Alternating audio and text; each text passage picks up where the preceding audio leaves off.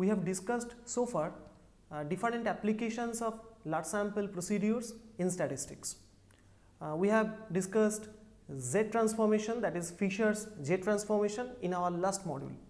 In this module, we shall start with different applications of Z transformation regarding estimation, testing of hypothesis and confidence interval estimation of multiple bivariate normal populations. Then we pass on to our next topic, which is on frequency chi-square or Pearsonian chi-square.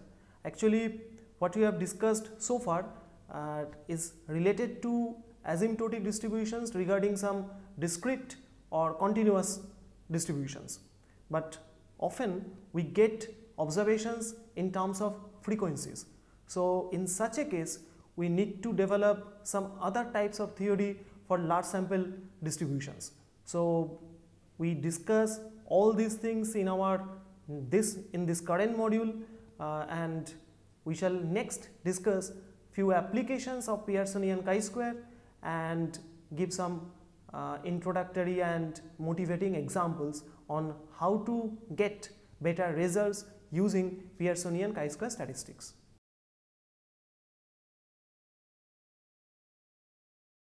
So in our last module, we have seen what is Z transformation and how to obtain such a transformation as a variance stabilization technique. And in this module, we start with use of Z transformation for single bivariate populations. That is, we shall discuss different inferential procedures using Z transformation. So suppose xi, yi are IID pairs of observations from a bivariate normal population with correlation coefficient rho, and of course here we are not discussing about the other parameters, and we assume that the other parameters are also unknown. Suppose first of all we want to test the null hypothesis that rho equal to rho naught for rho naught not equal to 0. Then we can use the statistic Tn, which is square root of n multiplied by tan hyperbolic inverse r minus tan hyperbolic inverse rho naught, which under the null hypothesis is asymptotically standard normal. Thus we reject the null hypothesis against the alternative that rho not equal to rho naught if the observed value of absolute value of Tn exceeds tau alpha by 2. Similarly, the one-sided hypothesis can also be considered.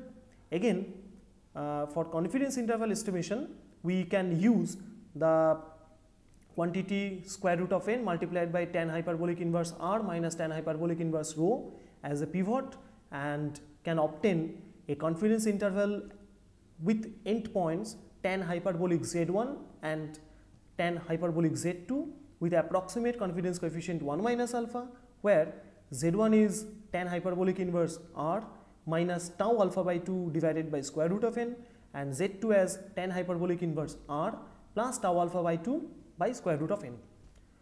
It should be mentioned in this case that if our rho naught is 0, then one can perform a test for rho equal to 0, that is test for independence, using T statistic.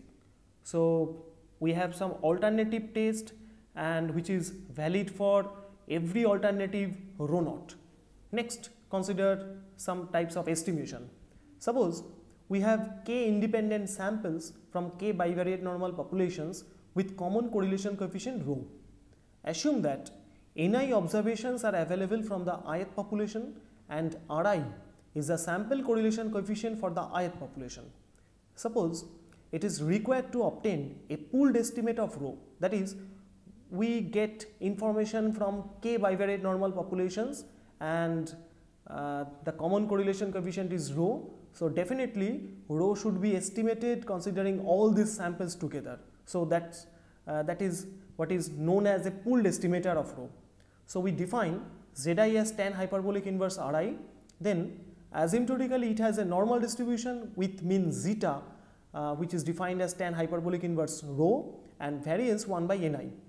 Hence, considering the inverse variance as the weights, we get the pooled estimator of zeta as zeta hat, which is defined as the weighted mean summation I from 1 to k Ni Zi divided by summation I from 1 to k Ni. Therefore, we have obtained an estimator of zeta and since rho is an one-to-one function of zeta, we can get a pooled estimator of rho using the relation that rho hat is nothing but the tan hyperbolic inverse zeta hat. However, in actual practice, in some further computations, it has been shown by many researchers that it is better to replace Ni by Ni minus 3. Next, consider a test of homogeneity. As earlier, we have k independent samples from bivariate normal populations with different correlation coefficients. For example, we assume that the sample size for the ith population is Ni and the corresponding correlation coefficient of course in the population is rho I. Suppose we are interested in the homogeneity hypothesis, which is rho 1 equal to rho 2 up to equal to rho k. If Ri is the sample correlation coefficient for the ith population, then square root of Ni multiplied by Zi minus zeta I, where zeta I is nothing but tan hyperbolic inverse rho I, is asymptotically standard normal.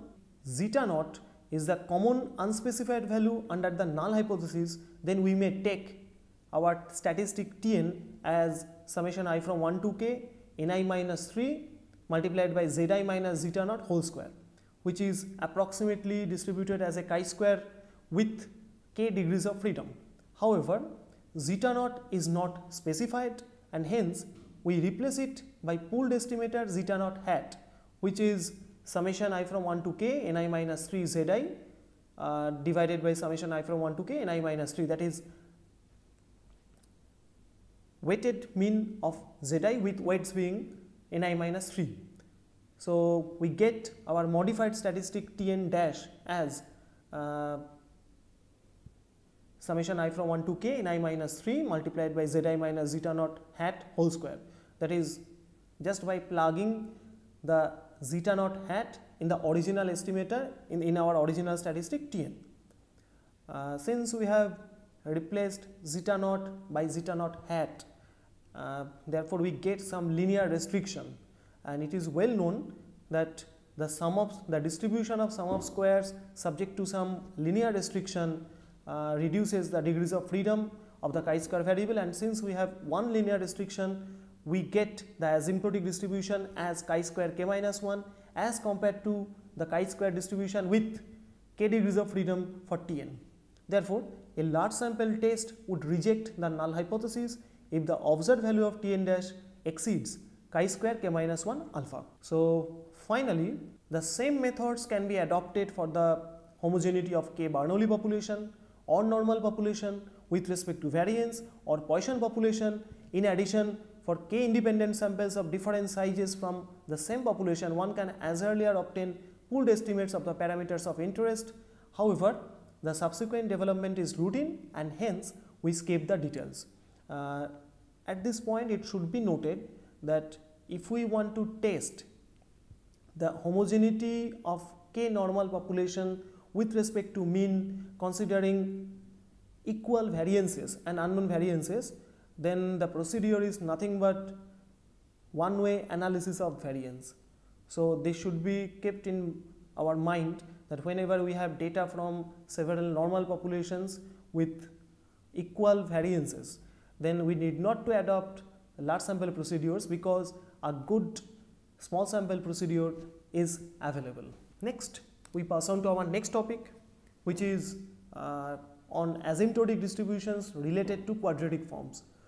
So far actually we have discussed asymptotic distributions of some linear functions or some g function of this, but we have not used asymptotic techniques related to quadratic forms. So in this module we start with finding the asymptotic distribution considering some random quadratic forms. So note that often our test statistic comes in the form of a quadratic form. If the exact distribution of such a statistic is not tractable, asymptotic methods are the only options. For example, if we consider the quadratic form x transpose multiplied by some matrix A and then x, and if x has a normal distribution, then this quadratic form has a non-central chi-square distribution provided A satisfies some conditions. For general distributions, if A is idempotent, then the purpose is served, or otherwise some function of A and sigma, that is dispersion matrix of X, has to be imposed.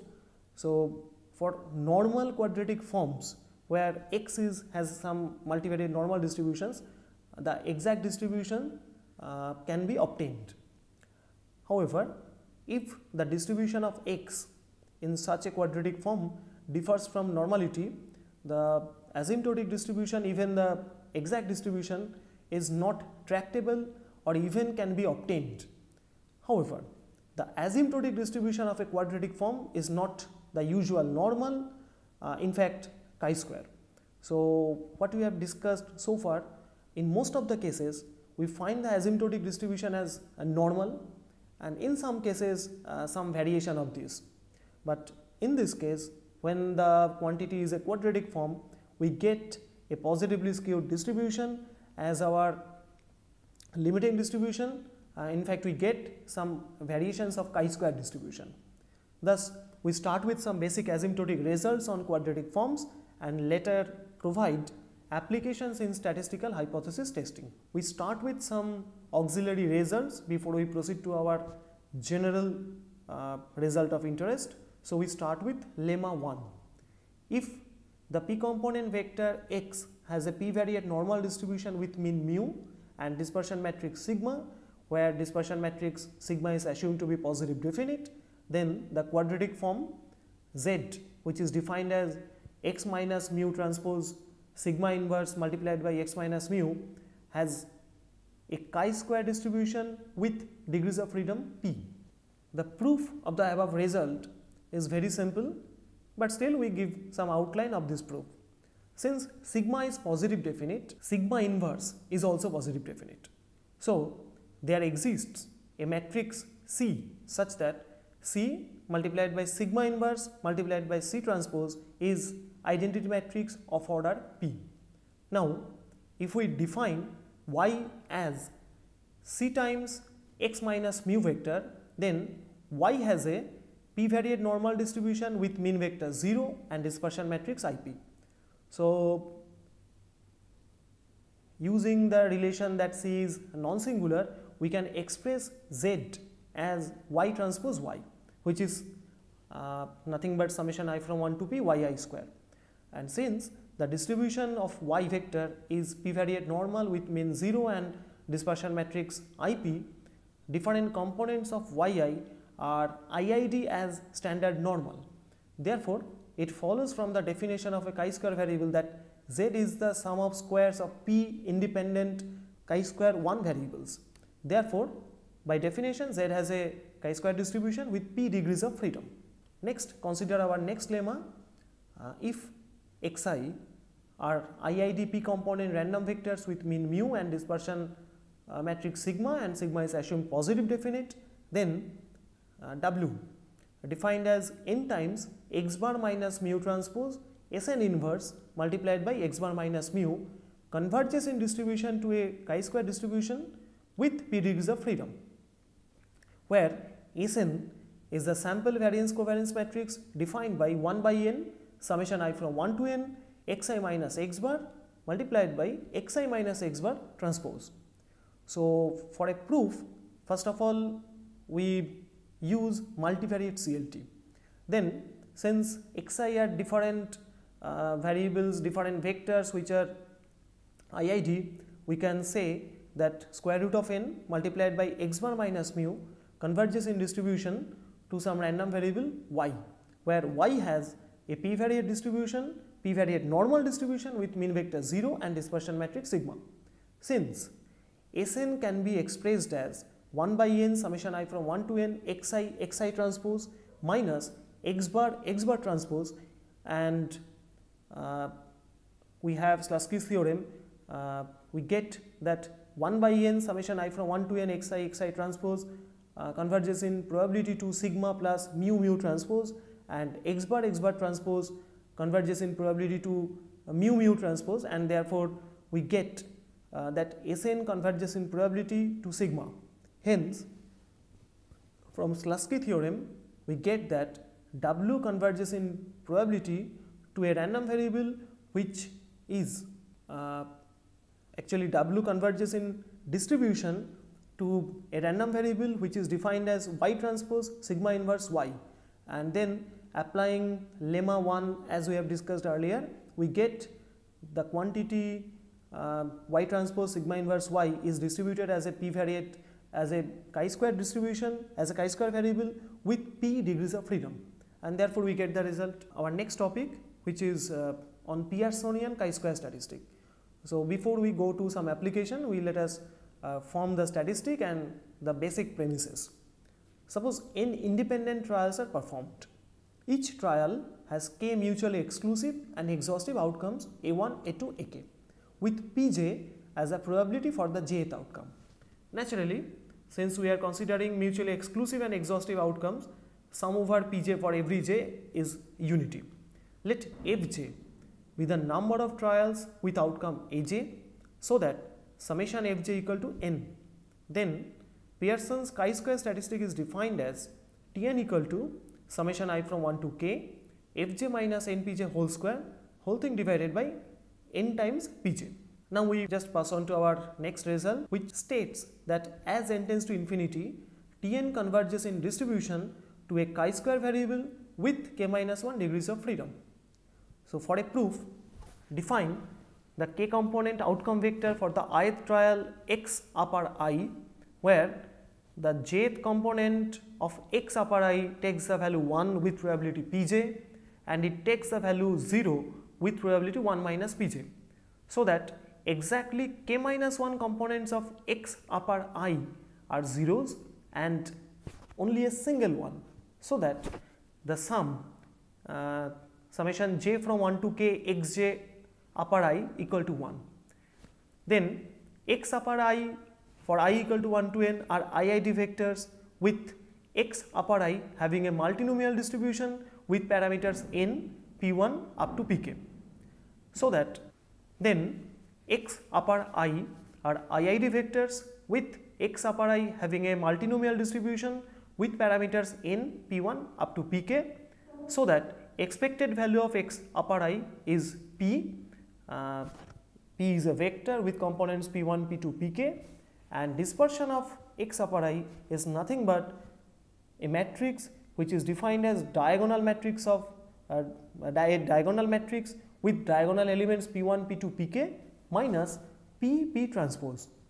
However, dispersion of x upper I is singular because of the fact that summation pj equal to 1, and hence we introduce a new variable y upper I, which is a k minus 1 component vector with components x1 upper I, x2 upper I and xk minus 1 upper I. This vector is formed by k minus 1 components. Then y upper I are IID vectors with expected value as a vector with components p1, p2 up to pk minus 1, and dispersion matrix of y upper I is denoted by sigma, which comes out as a diagonal matrix with a diagonal elements p1, p2 up to pk minus 1 minus the product of two vectors with elements p1, p2, pk minus 1, and the another vector is also having the same elements p1, p2, pk minus 1. Now, since sigma is positive definite, it follows from multivariate CLT that Zn, which is defined as square root of n multiplied by y bar minus the vector with elements p1, p2 up to pk minus 1, converges in distribution to a k minus 1 variate normal distribution with mean vector 0 and dispersion matrix sigma. Hence, it follows from lemma 2 that Zn transpose sigma inverse Zn converges in distribution to a chi-square variable with k minus 1 degrees of freedom. Now, using some matrix algebra, one can find that sigma inverse can be expressed as the sum of two matrices. Now, using some matrix algebra, matrix inversion, one can find that sigma inverse can be expressed as a sum of two matrices. The first one is a diagonal matrix with elements 1 by p1, 1 by p2 up to 1 by pk minus 1, and the second one is another matrix 1 1 transpose divided by pk, where pk is defined as 1 minus summation I from 1 to k minus 1 pi. Then noting the fact that y bar equal to is nothing but a vector with components f1 by n, f2 by n up to fk minus 1 by n, and fk is defined as n minus summation I from 1 to k minus 1 fi. A simple algebra with quadratic form expresses the quadratic form Zn transpose sigma inverse Zn as Tn, and since the distribution, the large sample distribution of Zn transpose sigma inverse Zn is obtained as chi square with k minus 1 degrees of freedom, therefore the large sample distribution of Tn is also chi square with k minus 1 degrees of freedom, and this completes the proof. What are the applications of Pearson's chi-square statistic? So we have defined Pearson's chi-square statistic and obtained its large sample distribution. So let us just enumerate its application in statistics. So the first application is known as tests for goodness of fit. Often the underlying distribution of the data is not known, and traditional practice is to use normality, but such an assumption makes the inference weaker. Therefore, the experimenter wishes to know whether the underlying distribution is of a given form. That is, the objective is to know which distribution fits good to the observed data. Tests for determining the underlying distribution which is a good fit to the observed data are called goodness of fit tests. So we start with some motivating example. Suppose the number of misprints per page of a book of 300 pages are represented in the form of a grouped distribution.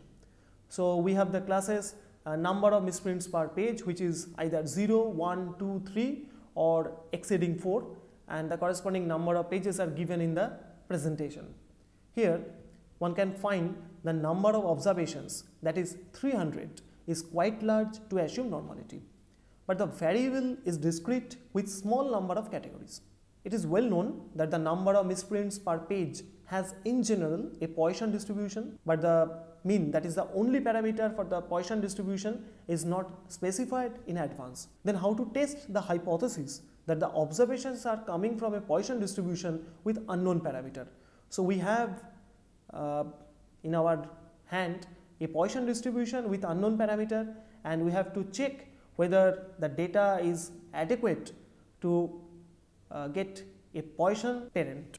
Consider another example. This is about a continuous random variable. Consider the heights of 100 students in a certain class in the form of a group distribution.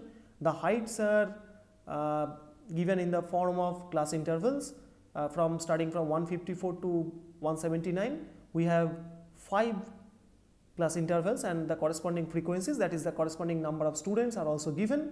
So in this case also the number of observations, which is 100, is quite large to assume normality. However, the data is presented in the form of a frequency distribution. Moreover, the distribution is height is known to be normal. But even under the assumption of normality, the parameters are not specified. So the question is how to check the observations are coming from a normal distribution. So what we get from these examples? From these examples we see that we often have data in the form of frequency distributions, either from a continuous distribution or from a discrete distribution with unspecified parameters. In each case, in any situation, the objective was to test whether a given distribution fits the data well. So we start with goodness of fit and its description and how it fits to Pearsonian chi-square statistic. Consider n observations on a random variable x.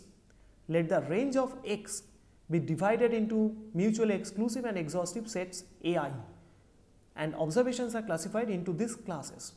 Let fi be the number of observations classified in ai. Then summation I from 1 to k fi equals small n. Define pi as the probability that an x observation falls in ai under the null hypothesis. We have the hypothesis that p1 equal to p0, p2 equal to p2 up to pk equal to pk0, where p1 naught, p2 naught, pk0 are either specified by the null hypothesis or not specified. So we want to test the hypothesis that P1 equal to P1 naught, P2 equal to P2 naught up to Pk equal to Pk naught, where the Pk naught, P1 naught, P2 naught are either specified by the null hypothesis or not specified. So we start with consider the situation when PIs are completely specified. Then the joint distribution of F1, F2 up to Fk minus 1 is k minus 1 variate multinomial with parameters n, P1 up to Pk minus 1. Then under the null hypothesis, Fi are expected to be closer to NPI for each I. Then departure from the null hypothesis can be measured by Pearson's chi-square statistic Tn, which is summation I from 1 to k Fi minus NPI whole square divided by NPI. Now the higher is the discrepancy, the larger is the value of Tn, and hence a higher value indicates departure from the null hypothesis. Since under the null hypothesis Uk, that is summation I from 1 to k Fi minus NPI naught whole square divided by NPI naught converges in distribution to a chi-square variable with k minus 1 degrees of freedom, a large sample test rejects the null hypothesis if this Uk exceeds the upper alpha percentage points of a chi-square variable with k minus 1 degrees of freedom. We have just seen how Pearson's chi-square is important in statistical literature. We have seen how to obtain the large sample distribution when we have some frequency, and we have also discussed one such application of Pearson's chi-square statistic, that is goodness of fit test, when all the parameters are specified under the null hypothesis. But often the parameters are not all specified under the null hypothesis, and in our next module we shall start with such a scenario. Then we pass on to our next applications of chi-square statistic, namely test for association and test for homogeneity, and then we shall discuss Yates continuity correction. And in the next part of our next module we shall discuss large sample optimality of estimators, that is asymptotic relative efficiency and consistency in the context of estimation of